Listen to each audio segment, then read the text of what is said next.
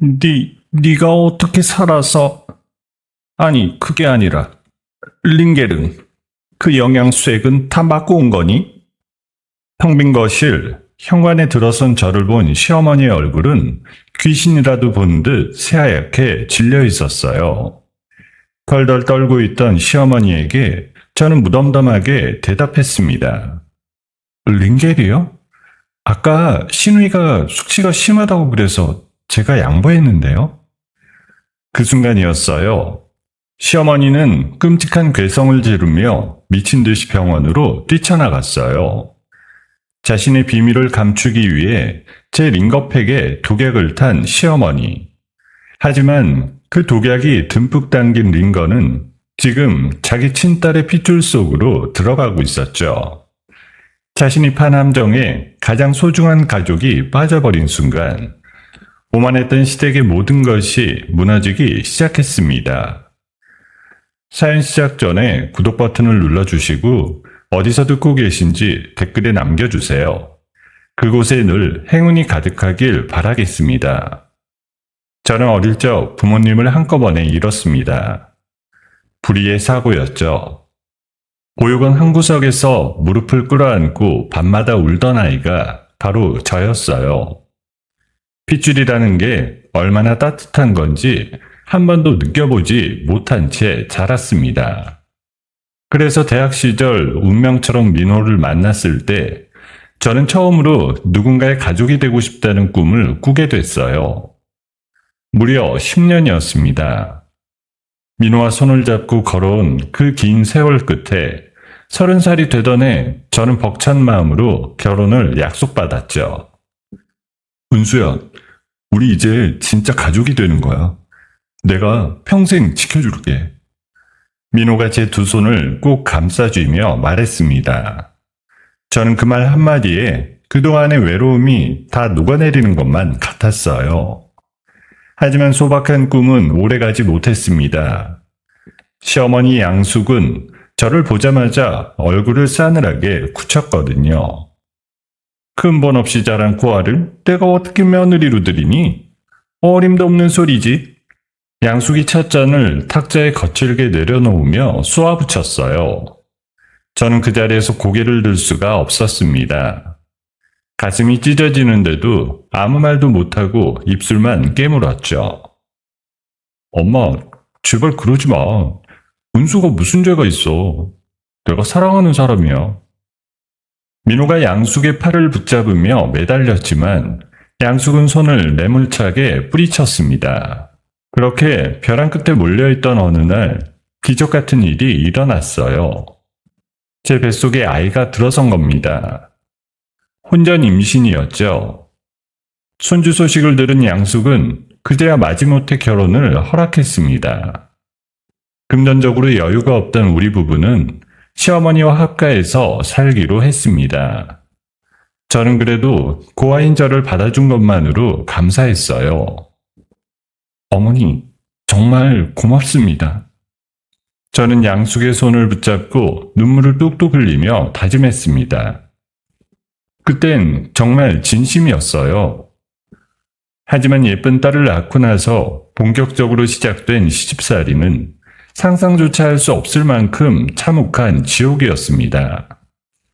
밤낮 없이 우는 아이를 달래는 것만으로도 숨이 턱턱 막히는데 산더미 같은 빨래와 설거지, 청소가 전부 제 차지였거든요. 손가락 마디마디가 다 부르텄습니다. 게다가 시누이 유지는 손 하나 까딱하지 않았어요. 새언니, 여기 왜 이렇게 더러워? 애 하나 키운다는 핑계로 청소도 제대로 못하는 거야? 유진이 소파에 드러누워 과자 봉지를 뜯으며 비웃었어요. 그러고는 부스러기를 바닥에 일부러 흘려놓고 방으로 들어가 버렸습니다. 저는 그걸 또 쓸어 담으면서 속으로 수십 번을 삼켰어요. 하지만 무엇보다 저를 힘들게 했던 건 시어머니의 폭언이었습니다. 그러니까 가정교육을 못 받은 티가 나는 거야. 부모가 없는 티가 이렇게나 나서야 원. 양숙이 제 가슴 한복판에 비수를 꽂듯 내뱉었습니다. 부모님 이야기가 나올 때마다 저는 심장이 도련해지는 것만 같았어요. 그래도 저는 곤히 잠든 딸아이와 퇴근한 민호의 얼굴을 보면서 하루 24시간을 24분처럼 쪼갰으며 악착같이 버텼습니다.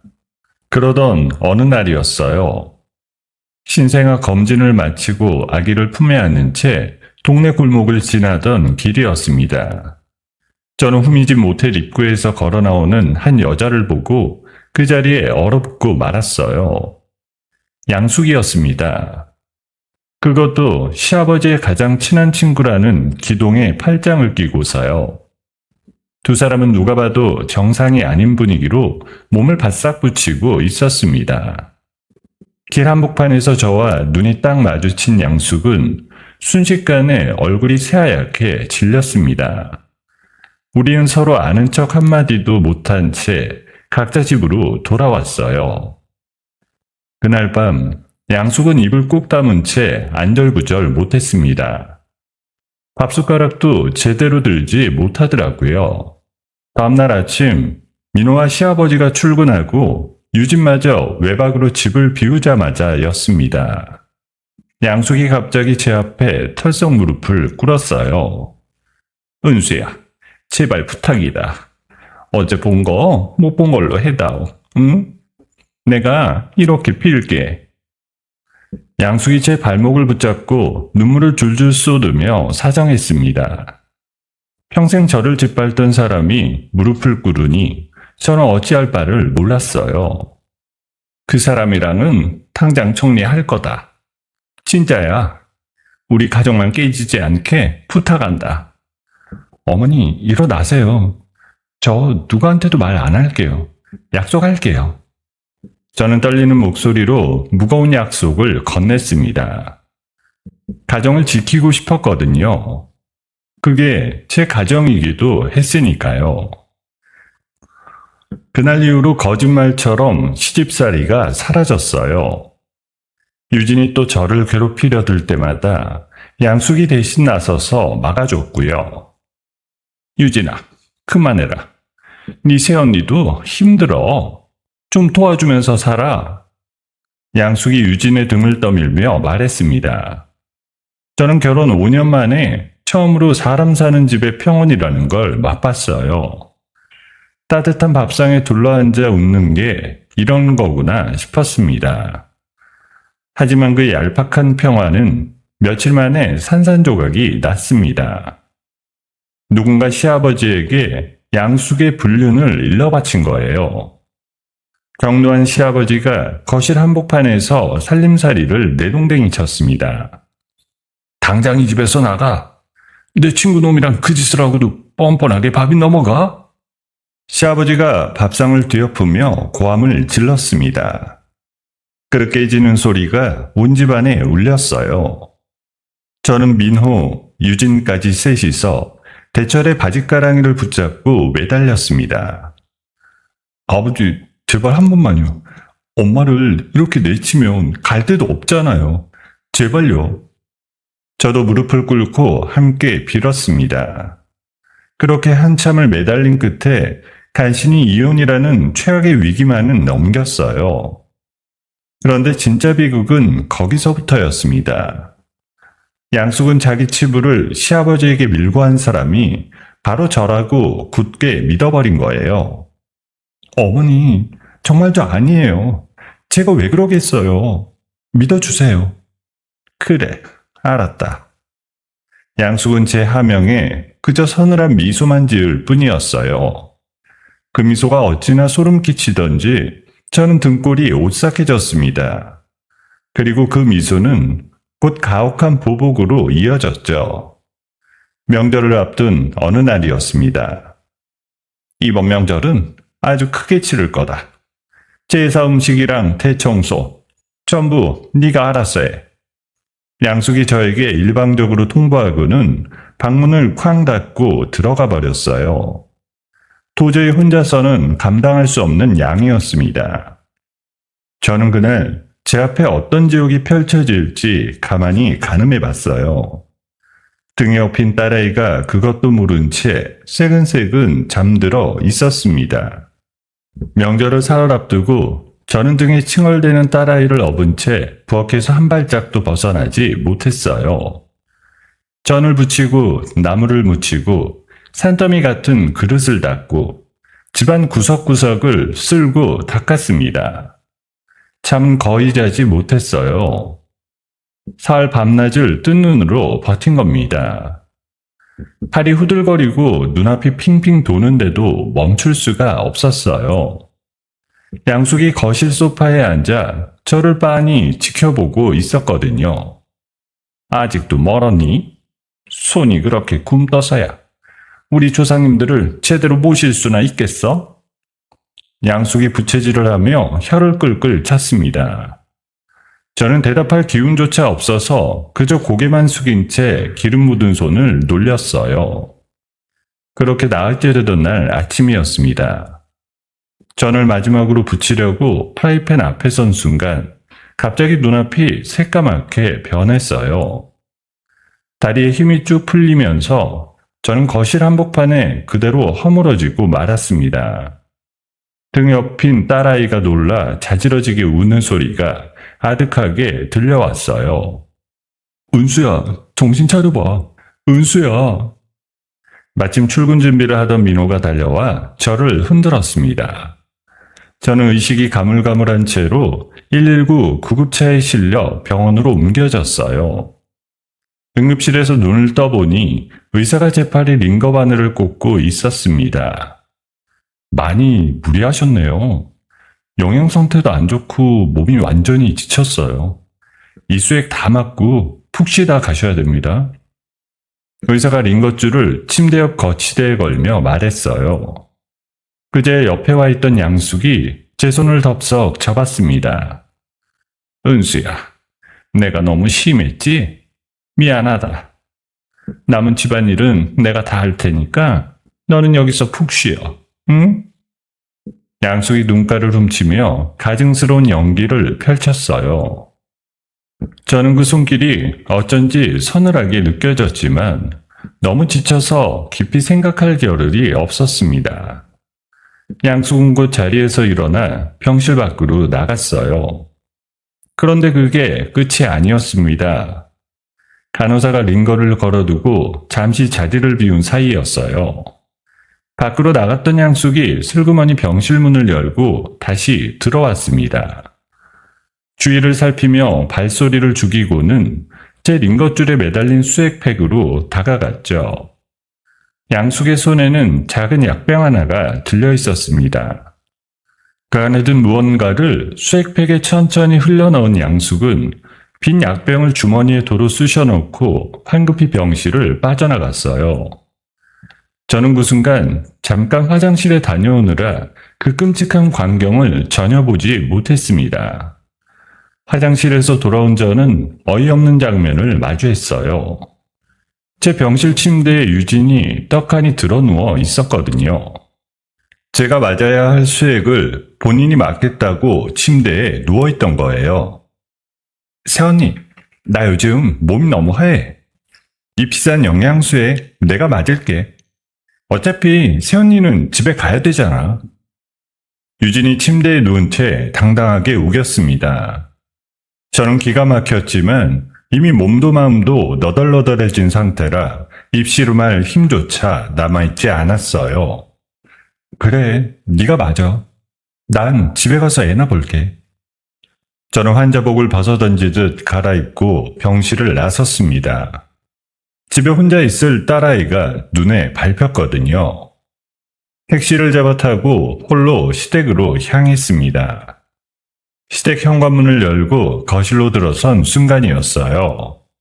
소파에 앉아있던 양숙이 저를 발견하고는 마치 지옥에서 돌아온 귀신이라도 본 듯 벌떡 일어났습니다. 얼굴이 새파랗게 질려서 온몸을 부들부들 떨었어요. 네가 어떻게 여기 있어? 링거는? 그 링거 다 맞은 거니? 양숙이 두 눈을 부릅뜨고 괴성에 가까운 소리를 질렀습니다. 저는 그 영문 모를 반응에 어리둥절했어요. 고작 수액 하나 안 맞고 왔다고 저렇게까지 길길이 날뛸 일인가 싶었거든요. 그거 유진이가 자기 맞겠다고 우겨서 양보하고 왔어요. 그게 뭐 그렇게 큰일이라고. 은수의 말이 끝나기가 무섭게 양숙의 손에서 들고 있던 컵이 툭 떨어져 바닥에서 산산조각 났습니다. 양숙은 떨리는 손으로 입을 틀어막은 채 그 자리에 얼어붙고 말았어요. 저는 그때까지도 그 표정의 진짜 의미를 까맣게 몰랐습니다. 등 뒤에서 잠든 딸아이의 숨소리만 평화롭게 들려올 뿐이었어요. 거실에 얼어붙은 채 서 있던 양숙의 휴대전화가 요란하게 울린 건 그날 오후였습니다. 전화를 받은 양숙의 얼굴이 시시각각 흑빛으로 변해갔어요. 병원에서 걸려온 다급한 전화였습니다. 양숙은 신발도 제대로 신지 못한 채 집을 뛰쳐나갔고 저도 영문을 모른 채 그 뒤를 따라 다시 병원으로 달려갔습니다. 병원 복도에 들어선 순간 저는 그 자리에 우뚝 멈춰설 수밖에 없었어요. 입에 허연 거품을 문 유진이 들것에 실려가고 있었거든요. 핏기가 싹 가신 얼굴로 개거품을 토하며 의식을 잃은 채였습니다. 의료진이 들것을 밀며 다급하게 외쳤어요. 환자 의식 없어요. 빨리 중환자실로 옮겨요. 시간 없습니다. 들것이 제 옆을 빠르게 스쳐 지나갔습니다. 양숙은 그 광경을 보고 비명을 지르며 주저앉을 뻔했어요. 잠시 후 굳은 얼굴의 의사가 우리에게 다가왔습니다. 환자분이 맞던 수액에서 이상한 독성 물질이 나왔습니다. 이미 너무 많이 퍼졌어요. 머리 쪽에 손상이 심해서 솔직히 깨어나기 어렵습니다. 의사가 침통한 표정으로 고개를 가로저으며 말했어요. 저는 그 말을 듣는 순간 온몸의 피가 거꾸로 솟는 것만 같았습니다. 수액, 독성 물질. 원래 그 링거는 제가 맞았어야 할 것이었어요. 유진이 억지로 빼앗아 맞은 바로 그 수액이었습니다. 그 끔찍한 진실이 머릿속을 스치자 저는 소름이 쫙 돋아 두 팔을 감싸쥐었어요. 저 수액 원래 내가 맞을 거였어. 그럼 누가 저기다 독을... 저는 떨리는 입술로 혼잣말을 중얼거렸습니다. 그러다 문득 고개를 돌려 양숙을 바라봤어요. 양숙은 병원 바닥에 털썩 주저앉아 짐승처럼 울부짖고 있었습니다. 유진아, 내 딸, 이게 무슨 일이야? 안 돼, 너는... 양숙이 두 손으로 바닥을 내리치며 통곡했어요. 자기가 직접 준비한 독을 친딸이 맞고 쓰러졌으니 그 광경을 보는 심정이 어땠겠어요. 저는 그 순간 양숙의 절규에서 죄책감을 읽었습니다. 저 여자가 한 짓이구나. 저를 죽이려고 한 짓이구나. 확신이 들었습니다. 얼마 지나지 않아 경찰들이 병원으로 들이닥쳤어요. 사건이 심상치 않다고 판단한 형사들이 복도를 막아서고 수액실 출입을 통제하기 시작했습니다. 흰 장갑을 낀 사람들이 유진이 맞던 수액팩과 줄을 비닐봉지에 조심스럽게 담아갔어요. 한 형사가 수첩을 펼치고 주변 사람들에게 묻고 다녔습니다. 이 환자 처음부터 이 수액 맞았습니까? 중간에 누가 손댄 적은 없고요. 형사가 간호사를 붙잡고 캐물었어요. 저는 그 광경을 보며 곧 모든 게 밝혀지리라 믿었습니다. 양숙이 몰래 병실을 드나든 장면이 분명 어딘가에 찍혔을 테니까요.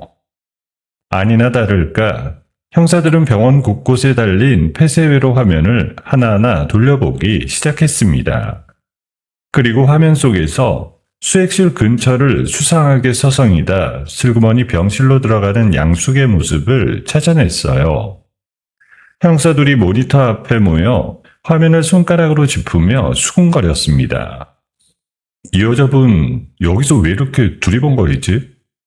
들어갔다 나오는 시간도 이상하고. 이 사람 누굽니까?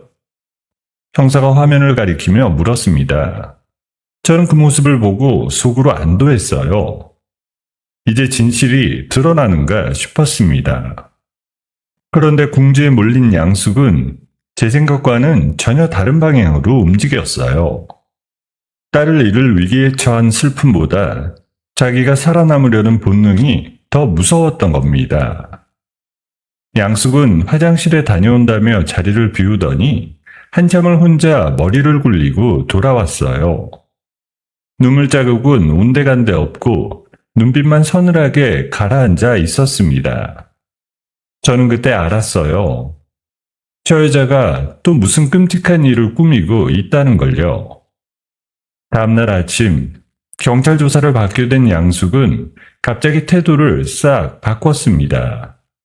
형사 앞에서 바닥에 엎드려 대성통곡을 하기 시작했어요. 형사님, 저 며느리가 그랬어요. 구하로 자라서 삐뚤어졌는지 평소에도 우리 유진이를 그렇게 미워했어요. 죽여버리겠다는 소리를 입에 달고 살았다고요. 양숙이 손가락으로 저를 가리키며 새빨간 거짓말을 늘어놓았습니다. 저는 너무 기가 막혀서 말문이 턱 막혔어요. 어머니, 지금 무슨 말을 하는 거예요? 내가 언제 그런 말을 했다고 그래요? 이번 명절에 일 시켰다고 앙심을 품고 링거에 톡을 탄 거잖아. 그러고는 의심 안 받으려고 일부러 유진이한테 양보하는 척 집으로 도망친 거고. 내가 다 봤어. 양숙이 저를 향해 삿대질하며 악을 썼습니다.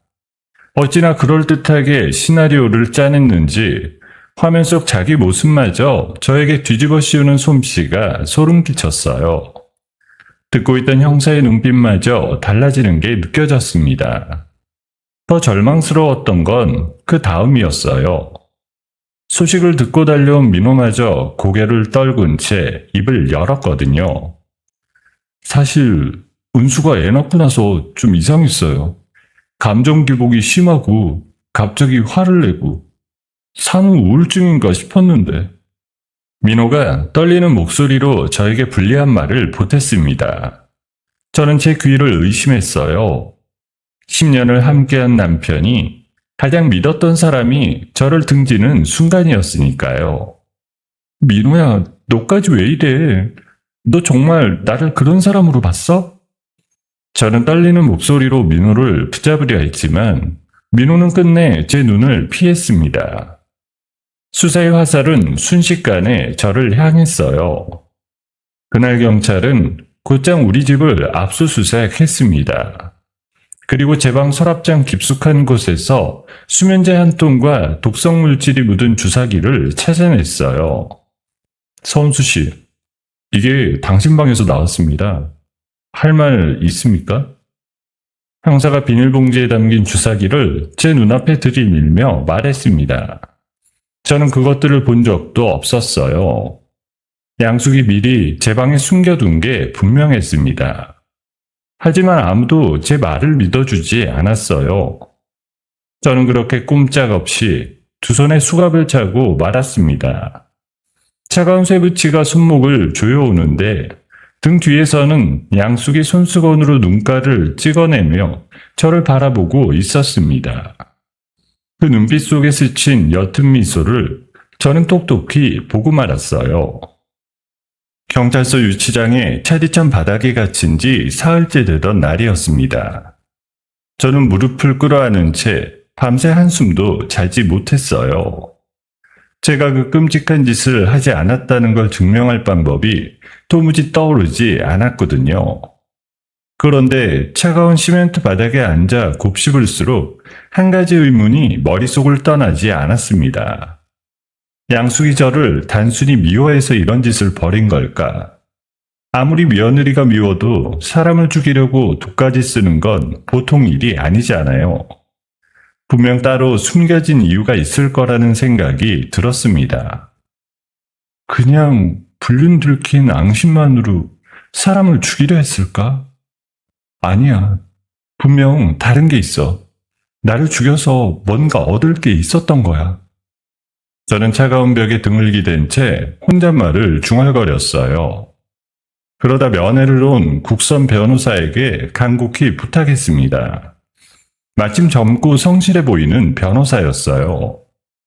변호사님, 부탁이 하나 있어요. 제 이름으로 된 보험이나 통장, 돈하고 관련된 거 전부 좀 알아봐 주세요. 누가 저를 죽여서 이득을 보는 건지 그것만 밝혀지면 다 풀릴 거예요. 알겠습니다. 금융 내역을 한번 싹 훑어보죠. 뭔가 나올지도 모르니까요. 변호사가 수첩에 제 말을 받아 적으며 고개를 끄덕였습니다. 저는 그 작은 끄덕임에 신락 같은 희망을 걸었어요. 며칠 뒤 변호사가 다시 면회실에 나타났습니다. 그런데 얼굴이 백지장처럼 하얗게 질려 있었어요.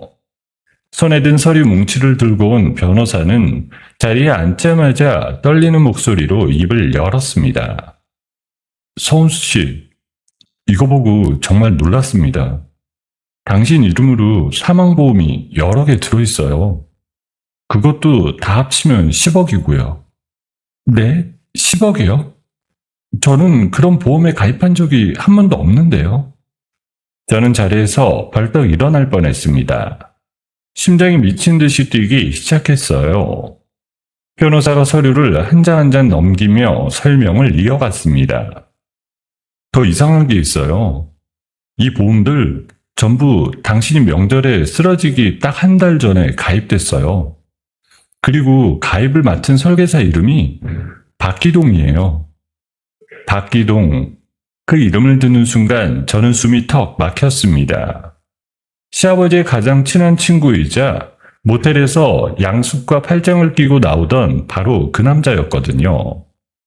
양숙의 불륜 상대가 보험 설계사였고 그 남자가 제 이름으로 10억짜리 사망보험을 들었다니. 비로소 모든 그림이 맞아 떨어지기 시작했습니다. 저는 단순히 미움받아 죽을 뻔한 게 아니었어요.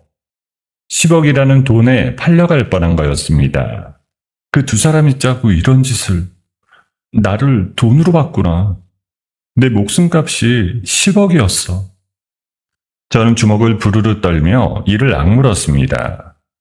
다행히 억울한 누명을 쓴 정황과 도주할 우려가 없다는 점이 받아들여져 저는 가까스로 풀려나 집 밖에서 수사를 받게 됐어요. 갇혀 있을 수만은 없었습니다. 저는 풀려나자마자 곧장 기동이 일한다는 큰 보험회사 지점으로 쳐들어갔어요. 박기동 씨 어디 있어요? 내 이름으로 가입된 보험 계약서 지금 당장 보여줘요. 내가 가입한 적도 없는 보험이잖아요. 저는 지점 안으로 들어서며 소리쳤습니다. 안쪽에 앉아있던 기동이 저를 보고 잠깐 흠칫했지만 이내 능글맞은 표정으로 일어섰어요. 아유, 이거 살인 용의자가 여길 다 찾아오고 개인정보라 아무한테나 못 보여줘요. 어디서 행패예요, 행패가. 옆에 있던 지점장도 거들고 나섰습니다. 당장 안 나가면 경찰 부릅니다. 영업방해로 신고할 거예요. 어서 나가요. 지점장이 저를 떠밀며 윽박질렀어요. 저는 결국 우악스러운 손에 떠밀려 지점 밖 로비로 쫓겨나고 말았습니다. 분하고 막막해서 그 자리에 멍하니 서 있는데 누군가 제게 조용히 다가왔어요. 말끔한 정장 차림의 중년 남자였습니다. 남자는 주위를 한번 살피더니 제게 명함 한 장을 슬쩍 내밀었어요. 서은수 씨 맞으시죠? 방금 상황 다 봤습니다. 잠깐 저랑 얘기 좀 하실까요? 여기서 말고 조용한 데로 가시죠. 저는 영문도 모른 채 그 남자를 따라 근처 조용한 찻집으로 자리를 옮겼습니다. 자리에 앉은 남자는 자신을 보험회사 본사 감사팀에서 나온 조사관이라고 소개했어요. 사실 저희가 박기동을 한참 전부터 지켜보고 있었습니다. 남의 서명을 멋대로 위조하고 가짜 계약을 꾸며서 실적을 부풀린 게 한두 건이 아니에요. 그런데 당신 이름으로 된 10억짜리 사망보험, 이게 그 모든 범죄의 핵심 고리일 수 있습니다. 조사관이 낮은 목소리로 또박또박 말했어요. 저는 그 말에 한 줄기 빛을 본 것만 같았습니다. 그럼 그 계약서가 가짜라는 걸 증명할 수 있어요? 제발 도와주세요. 그것만 밝혀지면 저는 살 수가 있어요. 도와드리죠. 대신 저도 그자의 꼬리를 잡아야 되니까 우리 서로 돕는 겁니다. 주사관이 제 눈을 똑바로 보며 고개를 끄덕였어요. 그날 밤 우리는 조사관의 도움으로 보험회사 전산망에 잠긴 문을 우회해 들어갔습니다. 그리고 제 이름으로 체결된 보험의 원본 계약서와 전화로 가입할 때 녹음됐다는 통화 파일을 손에 넣는데 성공했습니다. 원본 계약서를 펼쳐든 순간 거기 적힌 제 서명을 보고 저는 헛웃음이 나왔어요. 제 글씨를 흉내낸 가짜 서명이 떡하니 적혀 있었거든요. 그리고 통화 파일을 재생한 순간 저는 온몸에 소름이 돋아 입을 틀어막고 말았습니다. 녹음 속에서는 양숙이 제 목소리를 어설프게 흉내내며 본인 행세를 하고 있었어요. 그 옆에서 기동이 낄낄거리는 소리까지 고스란히 담겨 있었습니다. 두 사람이 제 목숨을 두고 농담을 주고받는 그 소리를 저는 두 주먹을 꽉 쥔 채 끝까지 들었습니다. 이걸로 됐습니다. 이제 반격할 차례였어요. 모든 증거를 손에 넣고 집으로 돌아온 지 이틀째 되던 날 오후였어요. 저는 안방에 앉아 그동안 모은 서류들을 차곡차곡 정리하고 있었습니다. 그런데 갑자기 현관문이 거칠게 열리는 소리가 들렸어요. 양숙이었습니다. 제가 아직 풀려나 집에 있다는 게 못마땅했는지 교코 형사 둘과 시아버지 대철까지 데리고 안방문을 벌컥 열어젖혔어요. 여보, 저 독한 것 좀 봐요. 사람을 죽여놓고도 저렇게 뻔뻔하게 집에 들어앉아 있잖아요. 형사님들, 어서 저 여자 잡아가요. 어서요. 양숙이 시아버지의 팔을 붙잡고 눈물을 쥐어짜며 악을 썼습니다. 형사 둘이 저를 향해 천천히 다가왔어요. 한 형사가 허리춤에서 수갑을 꺼내들었습니다. 서은수 씨, 조용히 따라오시죠. 여기서 소란 피우지 말고요. 형사가 제 팔을 잡으려고 손을 뻗었어요. 그런데 저는 조금도 당황하지 않았습니다. 오히려 천천히 자리에서 일어나 미리 준비해둔 누런 서류 봉투와 작은 블루투스 스피커를 탁자 위에 가만히 올려놓았어요. 잠깐만요. 잡혀가기 전에 여기 계신 분들이 꼭 봐야 할 게 있어요. 특히 아버님이요. 저는 시아버지 대처를 똑바로 바라보며 말했습니다. 그러고는 서류 봉투를 거꾸로 들어 안에 든 종이들을 탁자 위에 좌르륵 쏟아냈어요. 제 이름이 적힌 10억짜리 사망보험 계약서들이었습니다. 이거 보세요. 제 이름으로 된 사망보험이에요. 다 합쳐서 10억이요. 제가 죽으면 이 돈이 누구한테 가는지 아세요? 이 사건은 처음부터 돈 때문에 벌어진 일이에요. 이게 다 무슨 소리야? 사망보험이라니. 은순이가 가입한 게 아니란 말이냐? 대철이 떨리는 손으로 계약서 한 장을 집어들며 물었습니다. 저는 대답 대신 탁자 위에 작은 스피커를 켰습니다. 잠시 후 거실 전체에 소름 끼치는 녹음이 울려 퍼졌어요. 네, 맞아요. 제가 서은수 본인이고요. 이 보험 가입할게요. 잘 생각하셨어요. 수익자는 우리가 알아서 잘 넣어두고 일 끝나면 두둑하게 챙겨드릴 테니 걱정 마시고. 녹음이 흘러나오는 순간 양숙의 얼굴이 새하얗게 질렸습니다. 자기 목소리가 제 행세를 하며 보험에 가입하던 그 목소리가 온 거실에 쩌렁쩌렁 울리고 있었으니까요. 양숙이 황급히 스피커로 손을 뻗었습니다. 저거 다 가짜예요. 누가 목소리를 흉내낸 거라고. 여보, 저 여자 말 믿지 말아요. 가짜요? 그럼 이건 어떻게 설명하실래요? 저는 마지막으로 봉투 안에 남아있던 사진 몇 장을 꺼내 바닥에 흩뿌렸습니다. 양숙과 기동이 모텔 주차장에서 진하게 몸을 붙이고 있는 선명한 사진들이었어요. 사진이 바닥에 떨어지자 거실에는 무거운 침묵이 내려앉았습니다. 대철이 그 사진들을 내려다보며 부들부들 떨기 시작했어요. 얼굴이 시뻘겋게 달아오르더니 손에 쥐고 있던 계약서를 와락 구겨버렸습니다. 이양수, 너 이게 사람이 할 짓이냐? 친구 놈이랑 놀아나는 것도 모자라서 멀쩡한 며느리를 돈 받고 죽이려고 들어? 대철이 벼락같이 소리를 지르며 양숙의 뺨을 세차게 후려쳤습니다. 짝하는 소리가 거실에 울렸어요. 양숙이 비틀거리며 소파에 쓰러졌습니다. 그제야 상황을 파악한 형사들의 움직임도 달라졌어요.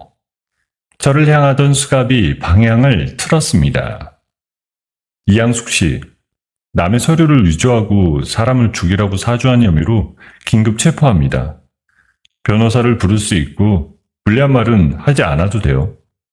형사가 양숙의 팔을 등 뒤로 꺾어 바닥에 눕히며 또박또박 고지했습니다.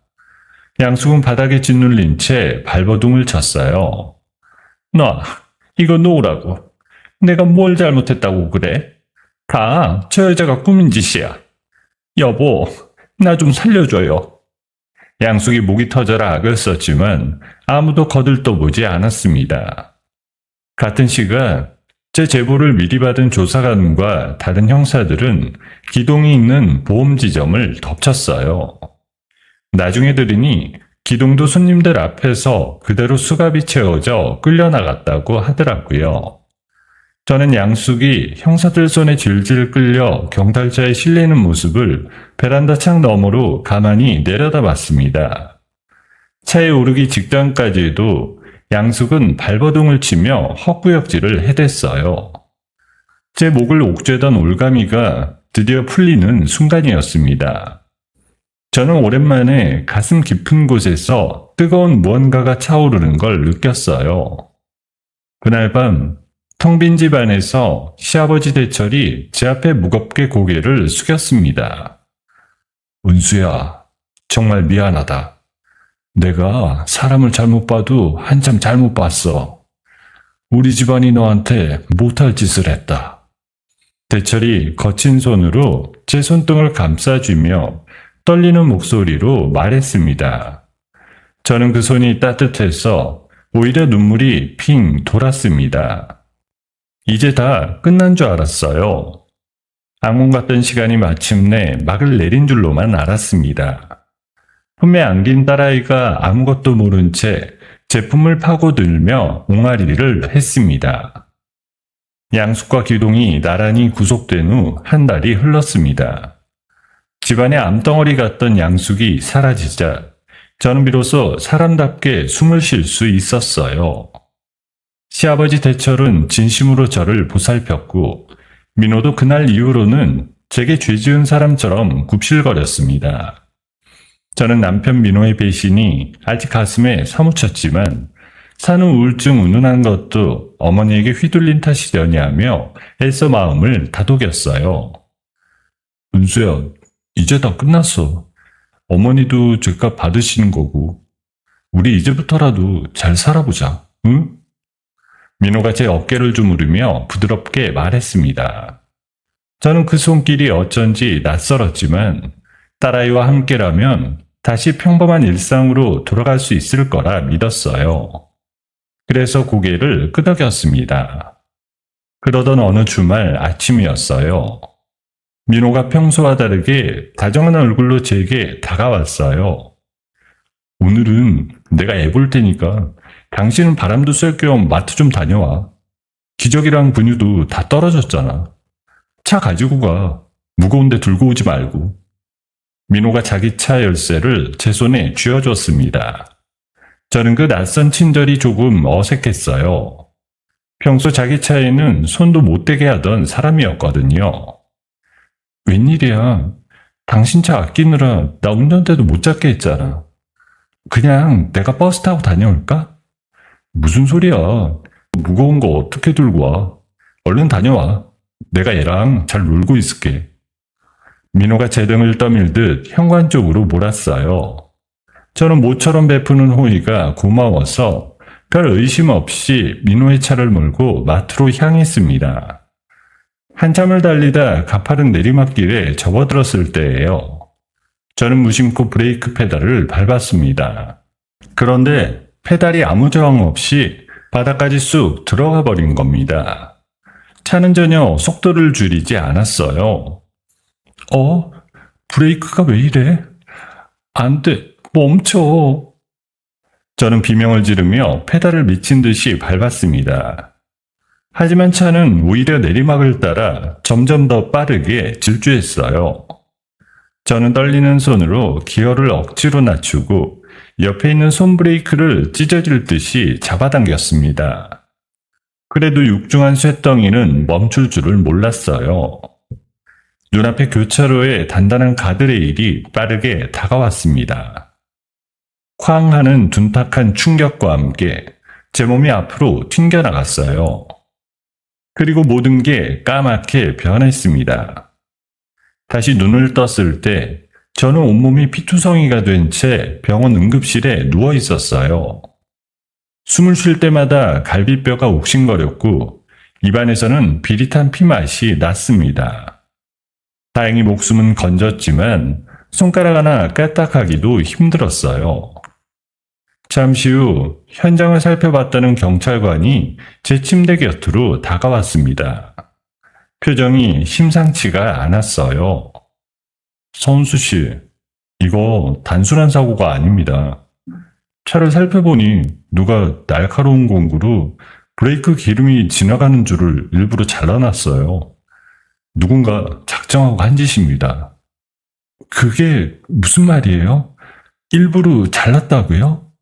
네, 자연적으로 끊어진 게 아니에요.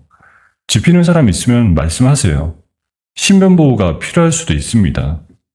경찰관이 굳은 얼굴로 말했어요.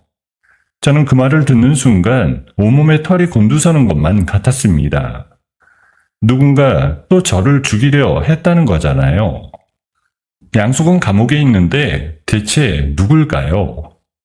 저는 떨리는 손으로 침대 옆 휴대전화를 집어들었어요. 그러고는 보험회사 조사관에게 전화를 걸었습니다.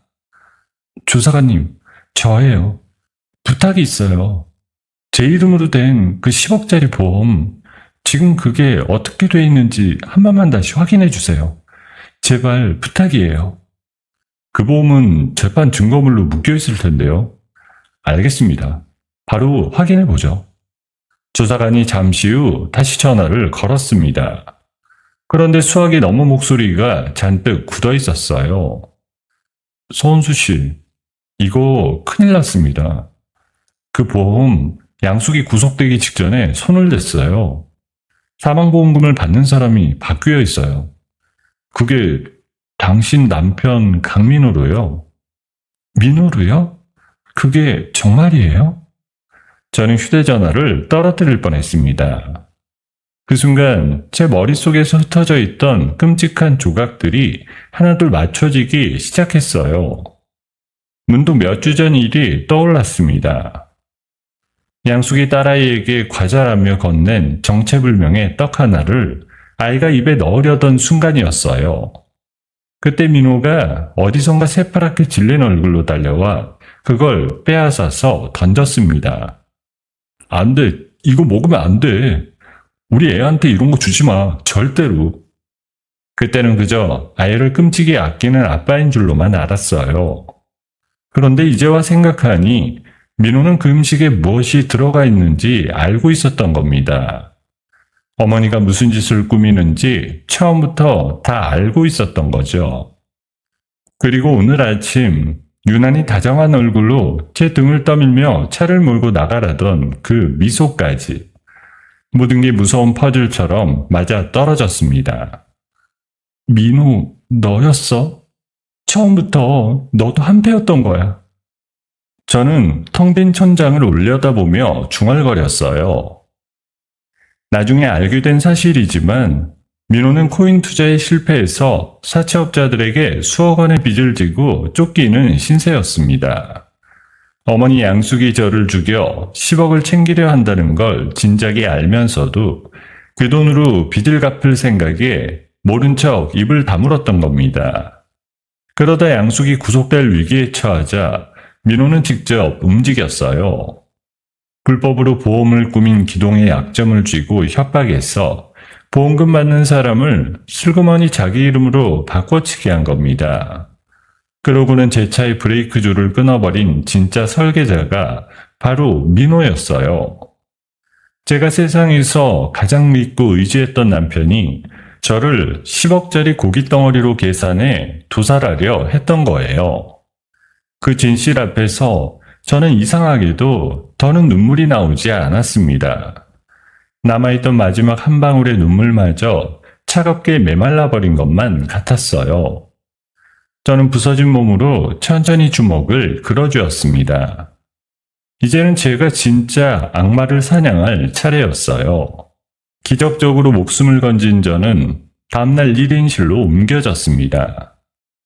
온몸에 붕대를 감은 채 침대에 누워 있는데 오후가 되자 병실 문이 조심스럽게 열렸어요. 민호였습니다. 민호는 저를 보자마자 눈물부터 글썽이며 호들갑을 떨었어요. 은수야, 괜찮아? 얼마나 놀랐는 줄 알아? 내 차에 무슨 문제가 있었나 봐. 내가 진짜 정비를 맡겼어야 되는데 다 내 잘못이야. 미안해. 정말 미안해. 민호가 제 손을 부여잡고 흐느끼는 신용을 했습니다. 저는 속으로 치미는 역겨움을 꾹 눌러 삼켰습니다. 이 손이 차의 브레이크 줄을 끄는 손이라고 생각하니 소름이 돋았지만 저는 아무것도 모른 척 약하게 웃어 보였습니다. 괜찮아. 근데 나 지금 목이 너무 말라.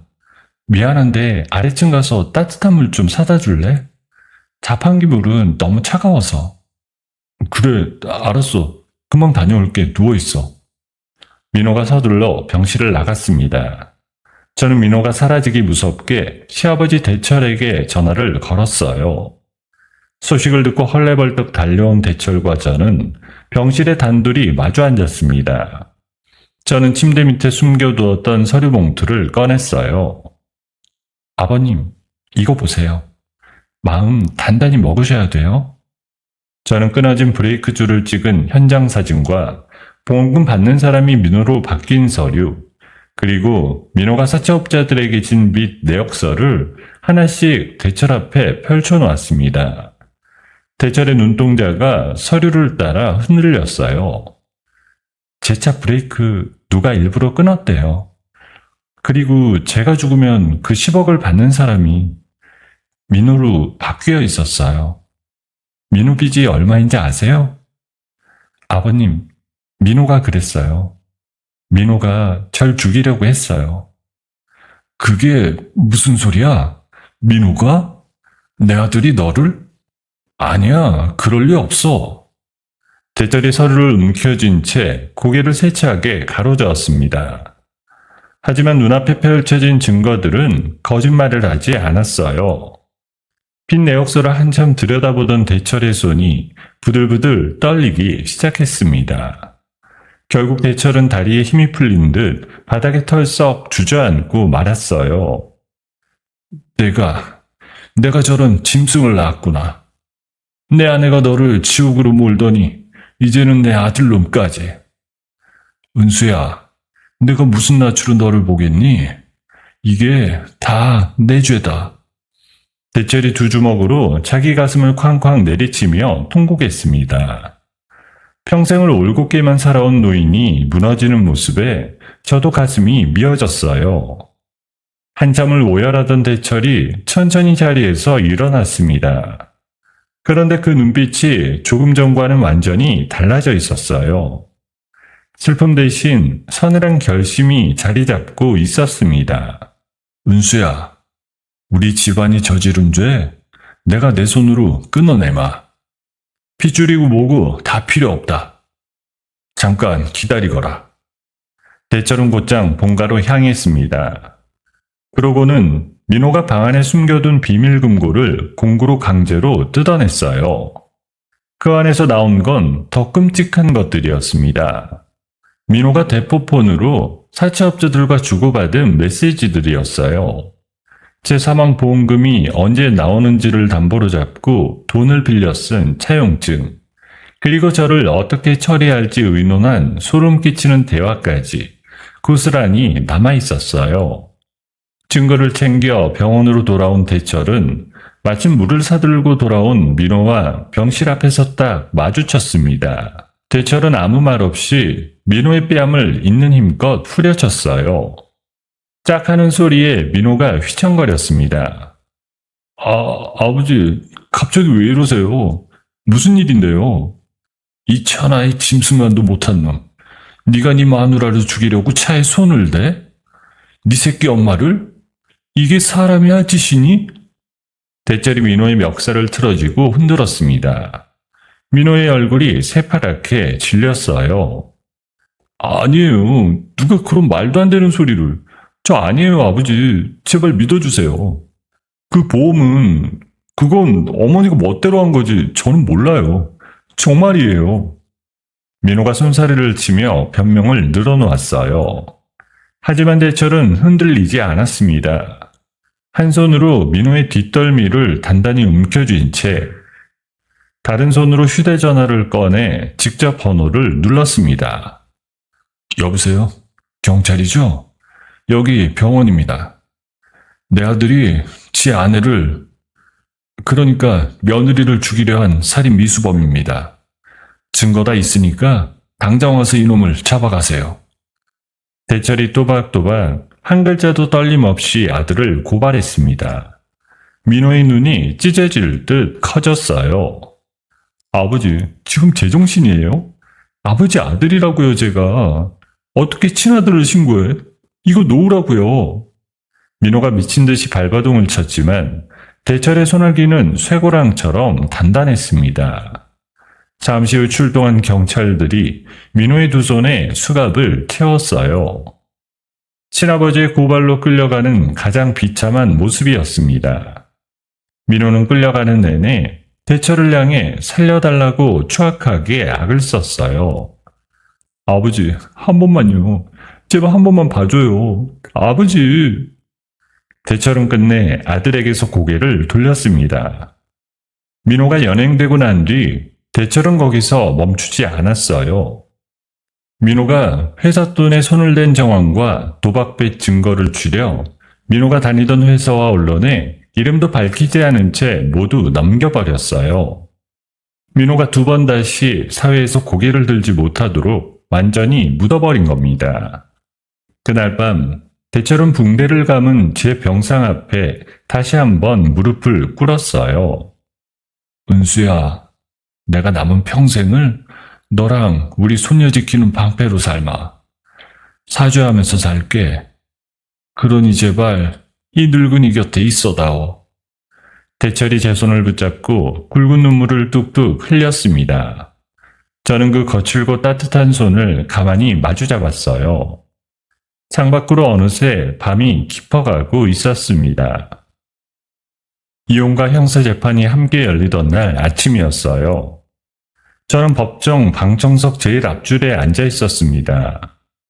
잠시 후 죄수복을 입은 세 사람이 차례로 끌려 나와 피고인석에 나란히 섰습니다.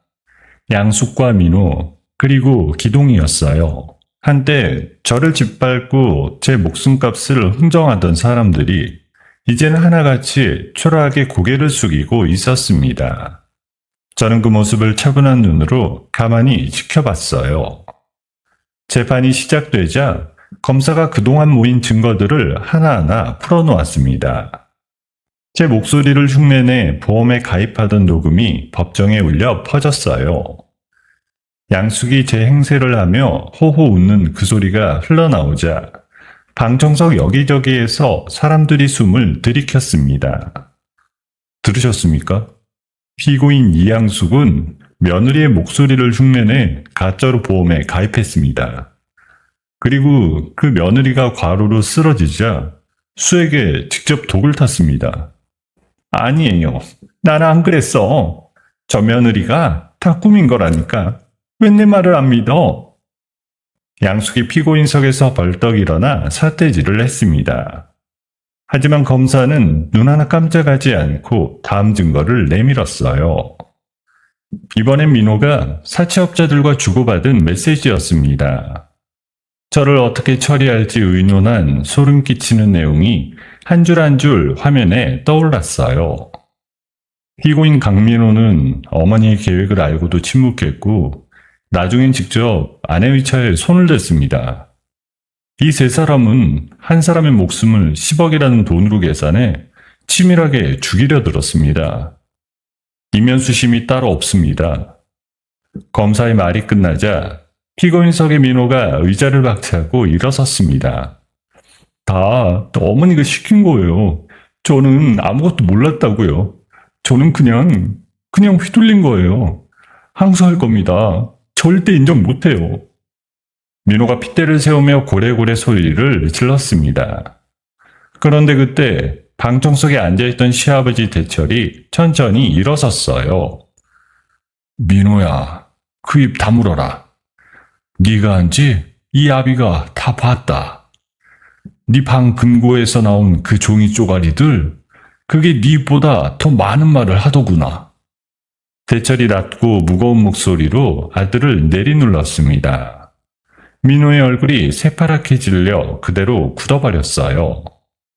사실 대철은 이미 실력 있는 변호사들을 붙여 민호가 빠져나갈 구멍을 하나도 남김없이 막아둔 뒤였습니다. 항소하겠다는 민호의 발악은 처음부터 아무 소용이 없었어요. 재판장이 무겁게 입을 열었습니다. 피고인 이양숙과 강민호는 사람을 죽이려 하고 돈을 노린 죄가 지극히 무겁다. 법이 정한 가장 무거운 형에 가까운 징역형을 선고한다. 피고인 박기동 역시 남의 서류를 위조하고 범행을 도운 죄로 실형에 처한다. 재판장이 의사봉을 내리쳤어요. 둔탁한 소리가 법정에 울리는 순간 양숙은 그 자리에 풀썩 주저앉았고 민호는 끌려나가면서도 끝까지 억울하다며 악을 썼습니다. 저는 그 모습을 끝까지 지켜보다 조용히 법정을 빠져나왔어요. 세 사람이 감옥에 갇히고 얼마 지나지 않아서였습니다. 양숙에게 한 통의 소식이 전해졌어요. 식물인간이 되어 겨우 숨만 붙어있던 친딸 유진이 끝내 합병증으로 세상을 떠났다는 소식이었어요. 자기가 며느리를 죽이려고 탄 그 독을 친딸이 대신 맞고 죽었다는 진실. 양숙은 그 진실을 끝내 감당하지 못했습니다. 면회를 갔던 교도관이 전하기로 양숙은 매일 밤 간방벽에 머리를 찌우며 짐승처럼 울부짖었다고 합니다. 유진아, 엄마가 죽였어. 내가 내 손으로 내 딸을 죽였다. 미안하다. 양숙은 결국 죄책감에 완전히 미쳐버렸고 얼마 못 가 정신이 온전치 못한 사람들을 가두는 병원으로 옮겨졌어요. 평생을 교양 있는 척 가정교육 운운하며 저를 짓밟던 여자의 마지막이었습니다. 민호도 다르지 않았어요. 민호가 제 사망보험금을 담보로 사채를 끌어다 쓴 사실을 알게 된 사채업자들이 교도소 안까지 사람을 들여보냈거든요. 보험금이 영영 날아가 버렸으니 그들이 가만히 있을 리 없었습니다. 민호는 그들이 보낸 자들에게 수시로 두들겨 맞으며 지옥 같은 나날을 보냈어요. 전에 듣기로 민호는 밤마다 살려달라고 빌며 잠을 이루지 못했다고 합니다. 한편 민호와의 이혼 소송도 마무리됐어요. 대철이 붙여준 든든한 변호인들 덕분에 저는 완벽하게 이겼습니다. 민호 앞으로 남아있던 알량한 재산까지 전부 위자료와 양육비 명목으로 묶어 가져왔어요. 재판 과정에서 민호는 결국 빈털터리 신세가 되었습니다. 훗날 형을 다 살고 나온다 해도 평생 사채업자들에게 쫓기며 몸뚱이를 팔아 빚을 갚아야 하는 처지였어요. 저를 한낱 돈벌이로만 취급했던 자들이 가장 비참한 방식으로 자기 죗값을 치르고 있었습니다. 그 모든 결말을 지켜보면서 저는 비로소 가슴 깊은 곳에 응어리졌던 무언가가 스르르 풀려내리는 걸 느꼈어요. 미움도 분노도 아니었습니다. 그저 길고 긴 악몽에서 마침내 깨어난 사람의 홀가분함이었습니다. 법원 계단을 내려오는데 오랜만에 봄볕이 제 얼굴을 따뜻하게 어루만졌어요. 저는 그 햇살 아래 잠시 눈을 감고 서 있었습니다. 품에 안긴 딸아이가 햇살이 간지러운지 까르르 웃었습니다. 모든 재판이 끝나고 한 달이 흐른 어느 날이었어요. 시아버지 대철이 저를 조용히 불러 앉혔습니다. 손에는 두툼한 서류 봉투가 들려 있었어요. 은수야, 내가 원래 민호한테 물려주려고 했던 상가 건물하고 평생 모아둔 돈이 조금 있다. 그거 전부 정리하기로 했어. 한 푼도 안 남기고 싹 다. 아버님, 그게 무슨 말씀이세요? 그 귀한 재산을 왜 정리하세요? 그건 아버님이 평생 일군 거잖아요. 그 돈 다 네 앞으로 돌려놨다. 너랑 우리 손녀 앞날을 위해서 안전하게 묶어뒀어. 민호 그놈하고는 이제 피 한 방울 안 섞인 남이다. 앞으로 내 가족은 너하고 손녀 둘뿐이야. 대철이 서류 봉투를 제 손에 꼭 쥐어줬습니다. 저는 봉투를 받아든 채 한참을 말없이 앉아 있었어요. 핏줄 하나 없는 고아라는 이유로 저는 평생 누군가의 눈치를 보며 따뜻한 말 한마디를 목말라 하며 살아왔습니다. 그런데 저를 죽이려 했던 그 시댁에서 끝까지 저를 지켜준 단 한 사람이 바로 대철이었어요. 저는 그 역설 앞에서 끝내 참았던 눈물을 쏟고 말았습니다. 아버님, 저 같은 게 뭐라고 왜 이렇게까지 해주세요? 저 진짜 어떻게 갚아야 될지 모르겠어요. 갚긴 뭘 갚아. 가족끼리 그런 게 어디 있니? 내가 못난 아들 대신 너한테 진 빚을 갚는 거다. 그러니 너는 아무 걱정 말고 이제부터 웃으면서만 살아라. 그동안 못 웃은 것까지 다. 대철이 거친 손으로 제 눈물을 닦아줬어요. 그 손길이 어찌나 따뜻하던지 저는 어린아이처럼 한참을 흐느꼈습니다. 누군가의 앞에서 이렇게 마음 놓고 울어보는 게 대체 얼마만인지 몰랐어요. 대철은 거기서 멈추지 않았습니다. 저와 손녀가 그 핏빛 같은 기억에서 완전히 벗어나 새로 시작할 수 있도록 공기 맑고 햇살 잘 드는 다른 동네에 조용하고 넓은 2층 집을 직접 구해 선물했어요. 새 집으로 이삿짐을 다 옮기던 날 오후였습니다. 대철은 푸른 잔디가 깔린 앞마당에서 땀을 뻘뻘 흘리며 무언가를 만들고 있었습니다. 손녀를 위한 예쁜 원목 그네였어요.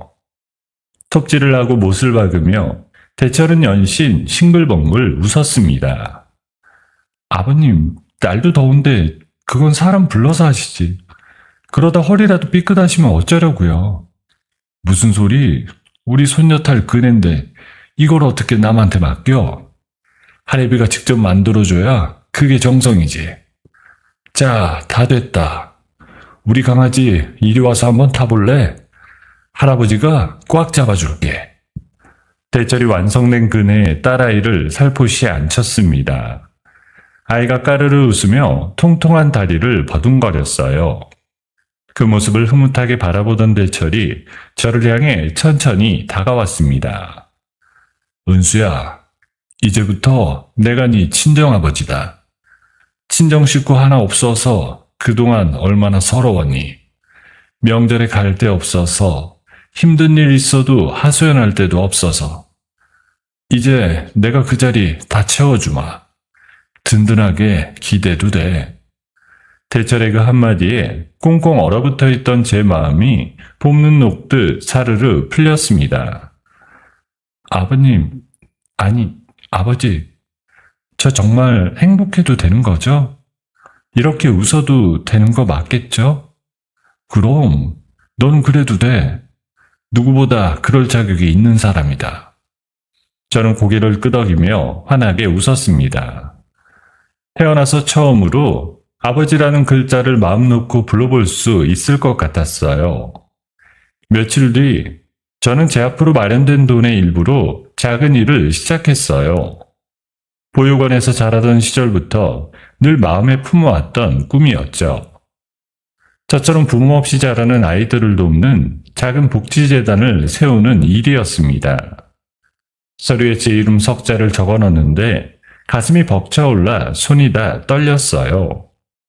나처럼 외롭게 크는 아이들, 이제 내가 그 아이들 손을 잡아줄 거야. 따뜻한 밥 한 끼라도 더 먹이고 외롭다는 게 뭔지 모르게 키워줄 거야. 저는 서류를 가슴에 꼭 끌어안으며 다짐했어요. 재단일로 바빠진 일상이었지만 마음만은 더없이 충만했습니다. 주말이면 대철과 함께 마당에서 고기를 구워 먹고 딸아이를 그네에 태우며 함께 시간을 보냈습니다. 숯불 위에서 고기가 노릇하게 익어가고 아이의 웃음소리가 마당 가득 울려 퍼졌어요. 저는 태어나서 처음으로 완전하고 따뜻한 가족의 품이라는 걸 온전히 누렸습니다. 마당에서 해맑게 뛰노는 딸아이를 바라보며 저는 조용히 마음을 다잡았어요. 눈에 넣어도 아프지 않을 내 딸. 이 아이만큼은 세상의 어떤 핍박과 배신 앞에서도 절대 무너지지 않는 강하고 단단한 사람으로 키워내겠다고요.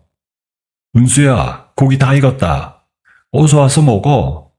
우리 손녀도 어서 오고. 다 식겠다. 네, 아버지, 지금 가요. 저는 환하게 대답하며 마당을 가로질러 달려갔어요. 살기 위해, 그리고 제 하나뿐인 가족을 지키기 위해 기꺼이 괴물들을 사냥해야만 했던 길고 처절한 시간이 마침내 막을 내렸습니다. 이제 제 앞에는 핏줄보다 진한 사랑으로 맺어진 진짜 아버지와 눈부신 제 딸이 함께 걸어갈 새로운 길만이 환하게 펼쳐져 있었어요. 따뜻한 봄바람이 우리 세 식구를 부드럽게 감싸 안았습니다. 핏줄 하나 없이 외롭게 자란 한 여자가 자신을 한낱 돈으로만 보던 사람들 틈에서 끝내 무너지지 않고 버텨냈습니다. 가장 믿었던 남편마저 등을 돌리고 시어머니의 손에 목숨까지 잃을 뻔했지만 은수는 눈물 대신 두 주먹을 그어쥐고 끝까지 진실을 파헤쳤습니다. 그리고 마침내 자신을 도살하려던 괴물들은 가장 비참한 방식으로 죗값을 치렀어요. 참 신기하지요. 은수를 진짜 가족으로 품어준 사람은 피 한 방울 섞이지 않은 시아버지였습니다. 가족이란 핏줄로 맺어지는 게 아니라 서로를 지켜주려는 따뜻한 마음으로 맺어진다는 걸 은수와 대철은 우리에게 조용히 보여주었습니다. 상처투성이었던 은수의 앞날에 이제는 봄볕 같은 행복만이 가득하기를 바랍니다. 여러분, 오늘의 이야기를 어디서 듣고 계신가요? 구독 버튼을 눌러주시고 댓글에 남겨주시면 감사한 마음으로 인사드리겠습니다. 감사합니다.